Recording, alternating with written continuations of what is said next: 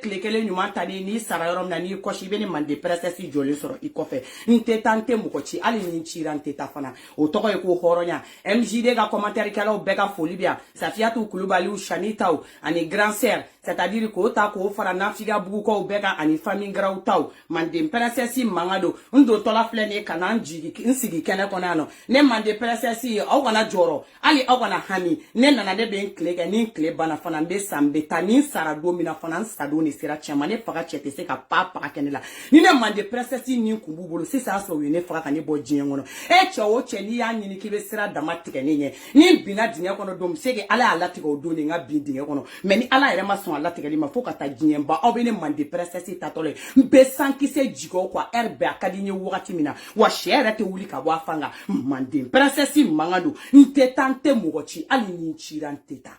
Mali y'an bɛɛ de ta ye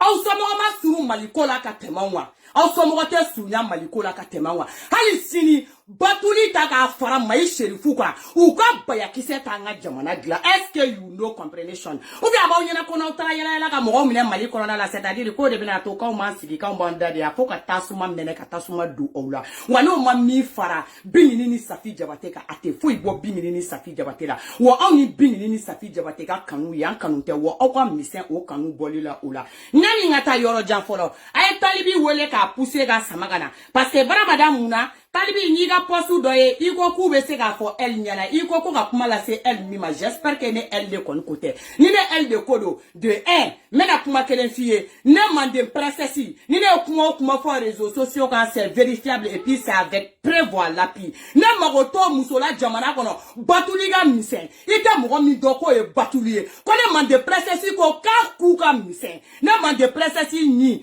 a 32 bɛ ne da kɔnɔ o muso t'u fɛ yen ko ne taara lɔgɔma ta muso mina batuli ka famille bɛɛ o muso t'a bolo min ye dɔrɔmɛ kelen malo jigin ne mande princesse ba ka da la ou bien ko ne somɔgɔ dɔ taara u ka so u ka famille la k'u ka famille tile kelen de la ka ne ka mɔgɔ dɔ balo ni ye ne mande princesse ye yan faransi kɔnɔna la dusu ka baara de don parce que Mali kɔnɔna la an y'an si kɛ ka kalan kɛ Mali kɔnɔna la an tilalen kalan na an ma se ka placer baramada mun na saya sera an faw ma joona an faw sara u taara mais an faw ye min kɛ jamana ye a ma dɔn a denw ye n'o tɛ ni Mali bɛ yen ko jamana ye jamana ye mɔgɔ minnu ye jamana in servi hali n'u faw banna u denw ka kan ka sɔrɔ n'u gɛrɛla jamana ko la dɛmɛ ka k'u ye mais ni fa banna ka ban fu banna hali n'a ye Mali jamana servi ka ban o y'a bannen de an y'an ka kalan ɲini an wɔsi dɔw la Mali jamana ma deli k'an dɛmɛ koyi ayi an parents de y'an dɛmɛ an ka se ka kalan kɛ an parents de y'an dɛmɛ an ka se ka éduquer an parents de y'u sen n'u bolow ta k'u yɛrɛ jɛ dumuni na ka se ka éducation dɔn na ne mamuso éducation min don la ne mande princesse tɛ faden fɛn fɛ o de kama ne ɲɔgɔnna ma ca vidéo kɛ la réseaux sociaux sanfɛ mande princesse mankan don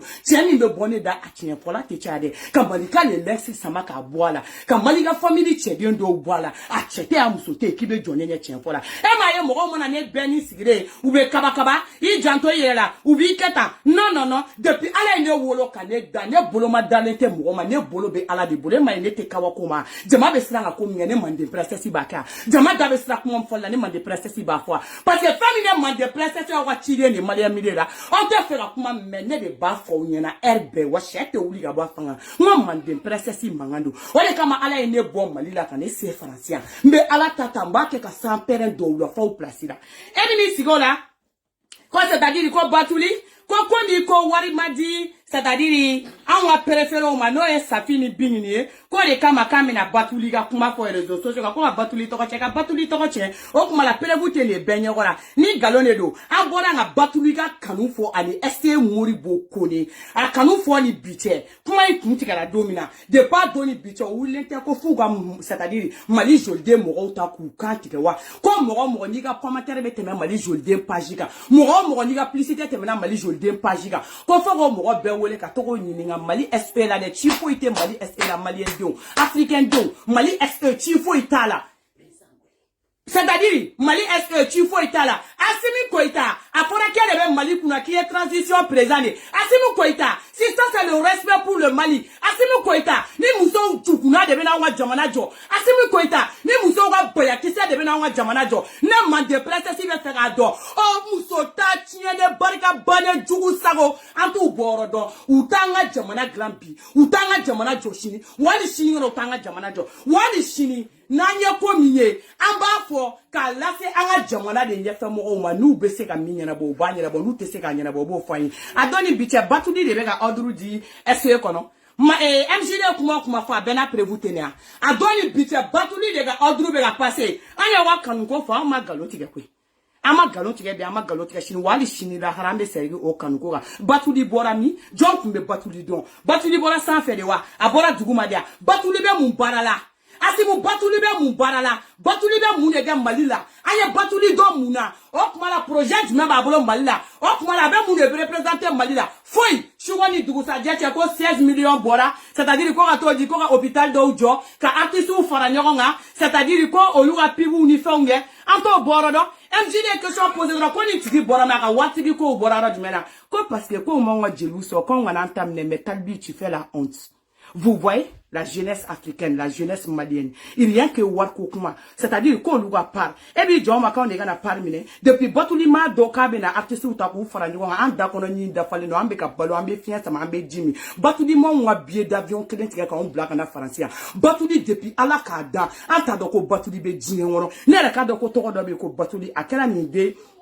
C'est-à-dire ni dernière mois ina son l'état doka beka vie ni au jamaleno au de jamaleno aka warla ni au kafaleno ha talbi abe e de balo e de kafaleno aka warla anta don amoko taka warla wa anta doka be finya sama ne ta doka be baraminge wa batuli taka faraka warka alaka san perendo anaka warla mandem perensesi mangandi do ne te tanete mochi hali ne tira ne bouger tote ça fini bingini mogo be batuli la ça fini bingini aka toko sur batuli ga toko de do ça fini bingini aka toko sur batuli ga wari de do ça finit bingini ou toga de fois biube dongli la batuli ga misiki dalen de do et de la batuli toga muda ça finit ba dongli da ga ba il ça finit qui gagne jeliba denya la ou desera arapula jamana ngono ka uta to la ba jeliba denya de ma rappel ya révolutionnaire de na man de processing faire a minga réseau ni rappel ou ga barade rappel ou de ka révolution ge rappel ou ka ni kuma de ta ka ken misiki rappel ou ka nga ambe dusu ba ko minga ni rappel ou ga baraketa de mais rappel ga desera pula ga to ke na figay ka desera pula ka to e wari nyini ka desera pula ka to ke muso bobara shi kuma folie est-ce que e ma don ni malu ala ko ni mali jeunesse de ga représentation c'est-à-dire représentation ke to e jiengono c'est-à-dire ko na mbe war de ko kon na moko be batuli ga wala batuli ni ga war be ka miso nyoko parce que war si bolo jamala corona wali de do wati bolo anga mali wari de do wati bolo ko imbebe ka bon mali corona la ka taka dima ki ga campagne ko pour que c'est-à-dire tiens to ko de ko John Diallo ko pour que Diallo ga ele Diallo ite kanga président bi ite kanga président sile wa batuli ite kanga première dame est-ce que you know comprehension ki be na fo la ki be le duta ke de be jelu ni nyoko che pampani ni wura la ko c'est-à-dire ke be safini bingini datu ke be safini bingini datu pour quel contexte be safini bingini datu ame fako do what is your problemation okmala asimi bana malila asimi chite malila asimi kufa fagara asimi malia yera soro asimi mali problème bana asimi problème foite yala de be ici ça no SEF kata jelu mine kata no luye kubo lu nyinga parce que ko lu ni MJD kadi c'est-à-dire ko ne mali daga fima ne daga nyinina ja je suis invisible na kuntara on est invisible ja ne invisible de ja ne ni kuma ba de ina unyina ni kule ba de ina ja ne fimante ja je suis invisible masara mani comment je suis invisible ne de sukasi ko malda highlight comment je suis invisible na sigla ni kule ba ina ja on me voit pas ne ni bela ko on me voit pas ko on nous paye on donne au koninga 3 millions 5 millions bora MJD à niveau là c'est-à-dire comme na wadi ko balater ante bal blater bi ante bal blater chini ante bal blater chini ngere hali chini la hara on peut koloko jugla mi na mbafo mai sherifu be demisen fere de ke mai sherifu be demisen ne daire ka kata demisen de di panga orogira tereke yaji nyogo beli c'est-à-dire oluka client mondialu ye ni waritigi mondial de e maye depuis na mai sherifu ka kuma fo ay mai minale ou te senga welo donga weleke ala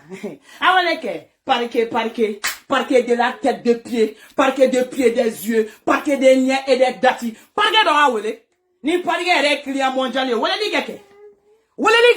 Ate se ko wele diga. An bolo ko wani baga patam pitam para ni mena una joandia. Est-ce que obora biga minke? Ni fani bache ote papa bo papa la. Wali sini la hara. Ambe maliko kuma fo. Malion wallahi billahi mande princesse mangado. Musoba kola u de bega wa mali gere. Ne de bega fo ye. Musoba kola u de bega ordre di mali duguma. Asimi ama fo ko mo bu shiba kuma la ba ge kom ka o ma me. Amande princesse ambe boy amba ntafo. Na ya ujo obe kuma me. Na mo ujo ayake komi ko oklotala. Me ali shini da hara. Ambe continuer amba fo bi amba fo shini. Ay mo bo nyinga ko mu ya bo norla.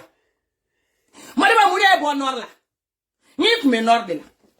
Écoutez nord de là. Quand tu mets y bon nord là. Il te gâte affaire du mena ni bon nord là. C'est-à-dire nous y déféré qui blague en ano. Il y a un problème pour moi ma de prestation mangadou. Ne va pas faire chier te ouli ga voir tanga. Non jo ayam mali taka nyimi. Wa au clé wa tifitine de abo dara ki se bile jalan de fana taka bom ko de la. Wa ni bebe te me ba foka ma deliga ke. Am foka be safini bingini mine. Hali mo mi to wi te se ka safini bingini molo parce que au kwa mission safini bingini koro. Bargam beni de flala bargati aula. Ima do desera. Ima do be jinye malo. Ima do be lahara malo. Ka mali yere ke barate ga tuguni. An fo be nenia. An bo be nenia. C'est-à-dire il faut neni boneni mi be dan neni MJD ka jamana ngono. An bo wa sana on bo ye. Ou bien on fo wa sana on fo ye. Ah, c'est-à-dire no desera nebe na ka san peren bamana nga de dola depuis no wolo la mo la sigi ka ola face à face. Ka san peren bamana nga mi dola jamala. O de be diga ola parce que moi to bo ko flani saba de mine. Kuma mbe bone mande princesse da atese ka sara.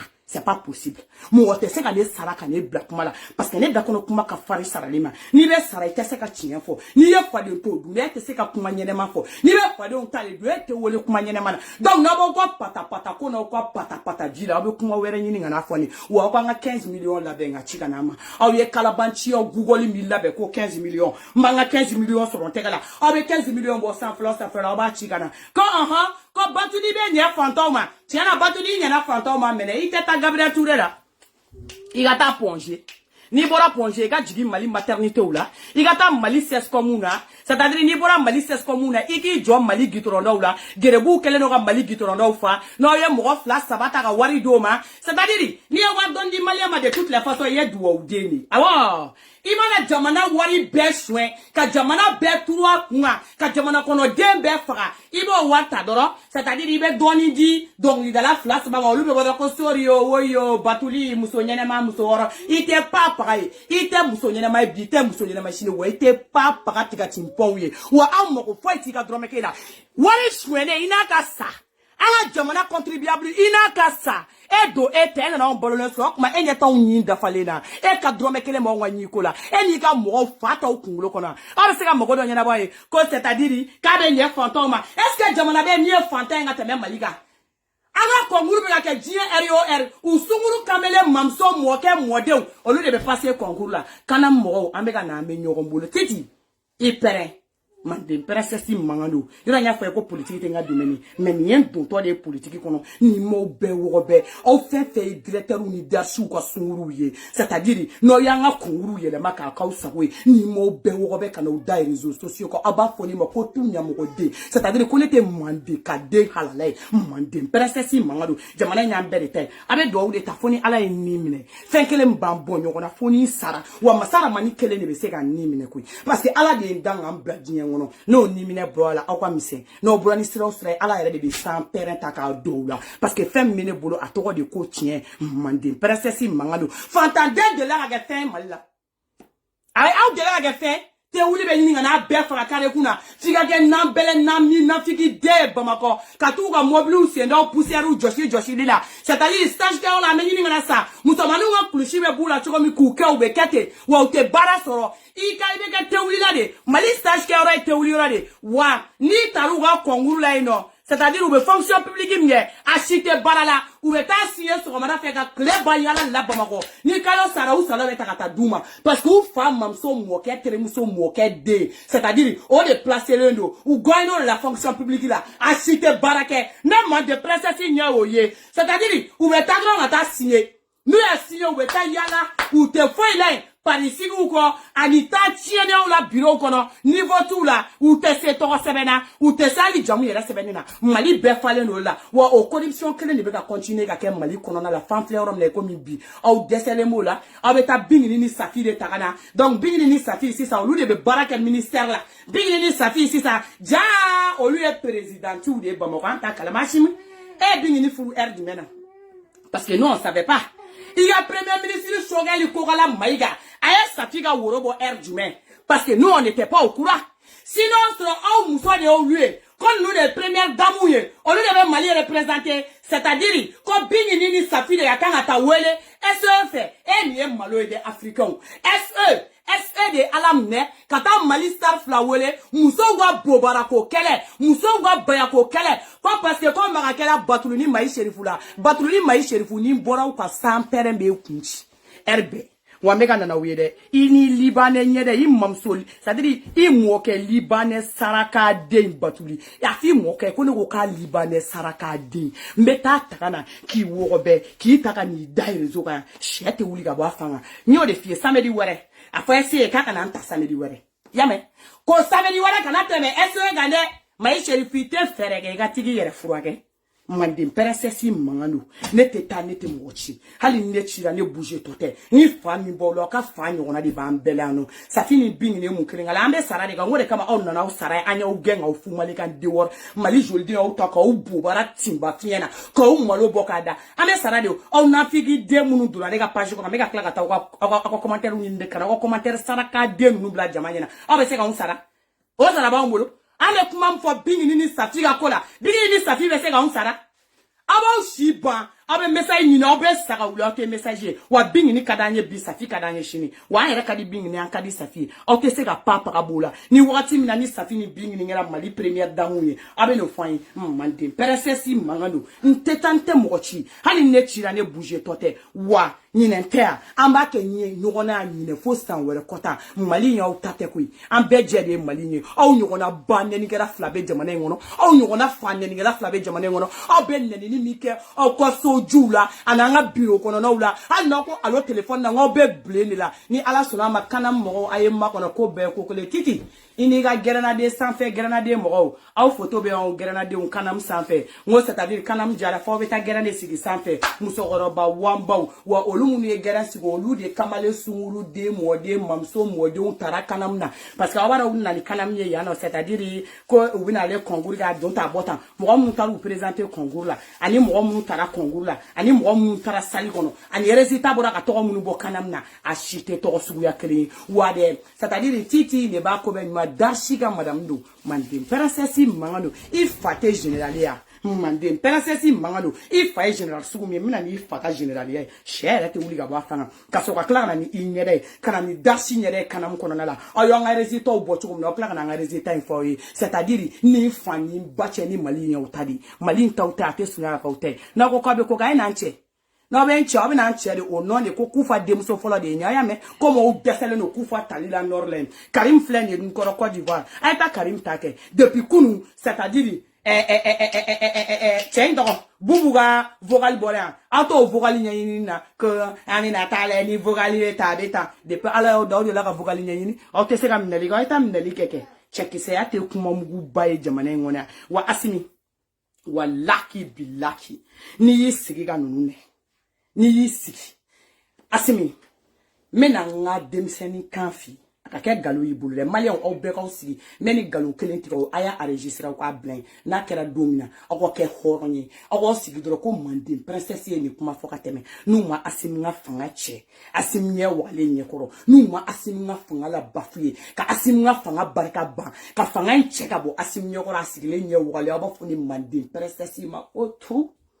mande peresesi mangalo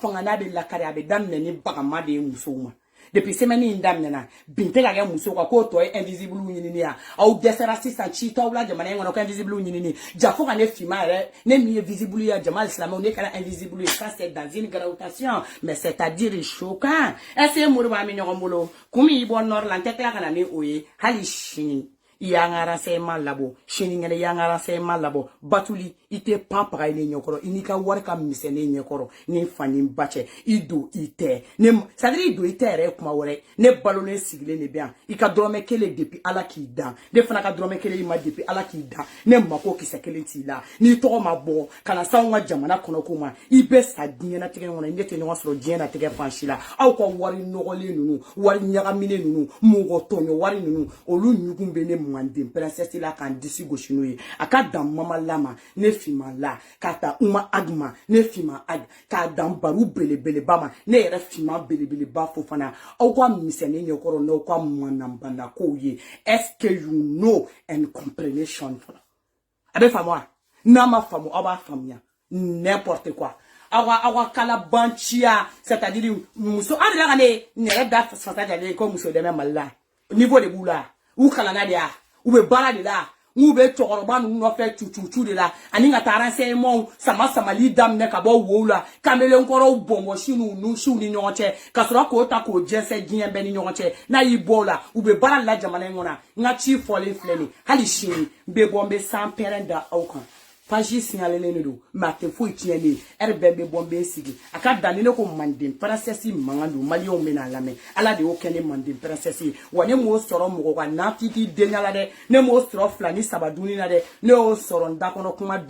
de la wo o kuma ine ka se ko développer ala kra sababu ala kra sababu c'est-à-dire malika le lynx sababu c'est-à-dire Francis sababu ya voilà ka to développer ka certifié par MJD Mali Jolide o kuma la ko beko kele ntete chi hali ni chi anta ka to tefana wo te ale o te créer o ma chi mo ko fakale o te sega mo ko faka ala bo yere to o ko politique papier la ka o so bien kulu den ti wo gono ka mobili ke ka o kun pere nga o faka o be sega fenge mo ko villa o te ka papa ke mo ko villa na la ni da chom no de be ketento o Canada ne contrat ça fini bingi ni ngare aye bomo ko ta ko atuwa kunga MJD bo frappe RBN fimambe pied do la kata wa e jelide no beku ka misen bingini ni safi koro ko aw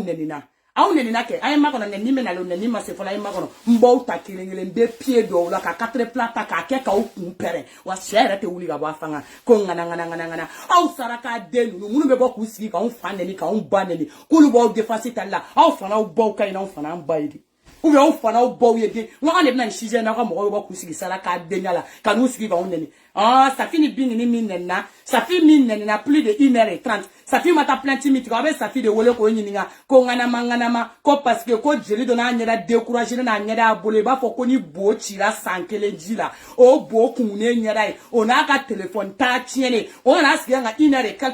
ka ça finit neni ka kuma su be da ça figa hala pardon kabu wele ku nyininga mina mmalo ala ko kuma shuriko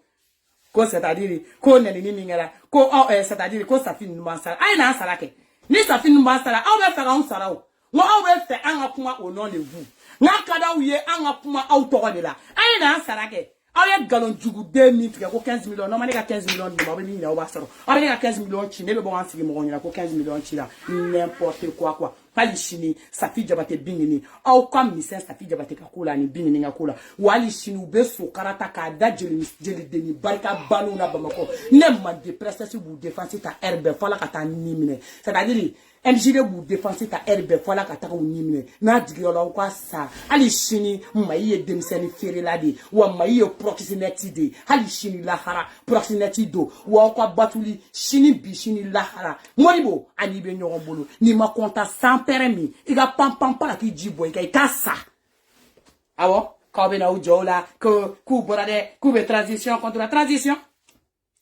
auto munu be ama so ma follow parce que voilà ni e ko intela tela nyongo ro be fini black wa ni ay kuma fla sababora dro obe giri ni panga pour ti la femme be faire angata don na calmer quoi il faut vous calmer son là-bas SE calmation c'est la SE de Facebook qui vous parle donc you calmation salut mon homme ah kana tu ga ba kalama vous avez perdu nous jusqu'à ce point